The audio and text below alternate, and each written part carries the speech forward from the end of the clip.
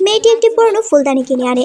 ফুলদানিতে পানি ঢালতেই দেখা যায় পানি গায়েব হয়ে গিয়েছে। সে রেগে গিয়ে নলের নিচে রেখে দেয় ফুলদানিটি আর নিজে গিয়ে ঘুমিয়ে পড়ে। অন্যদিকে আমাদের একটি রাজ্য দেখানো হয়। রাজ্যের অবস্থা খুবই খারাপ ছিল, কারণ দুর্ভিক্ষের কারণে রাজ্যে কোনো খাবারই ছিল না, আর রাজার অবস্থা আরও খারাপ। অন্যদিকে মেয়েটির কাছে কল আসে। আজকে তার পানির বিল হয়েছে 90,000 টাকা। মেয়েটি গিয়ে দেখতে পায় ওই পটে তো কোনো পানিই নেই। সে অবাক হয়ে যায়।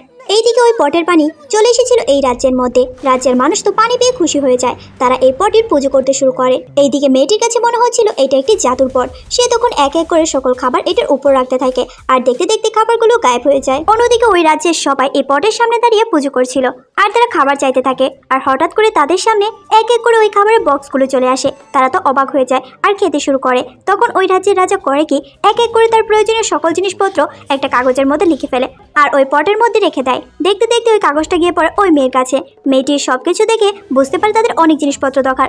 মেয়েটি এই সবকিছু দেখে বলে, ঠিক আছে, আমি তোমাদের সাহায্য করব, কিন্তু আমারও অনেক টাকা পয়সা লাগবে। তারাও রাজি হয়ে যায়। মেয়েটি এভাবেই তাদেরকে খাবার সাপ্লাই করতে থাকে। অন্যদিকে তারা এখানে স্বর্ণ সাপ্লাই করতে থাকে। দেখতে দেখতে মেয়েটি বড়লোক হয়ে যায়।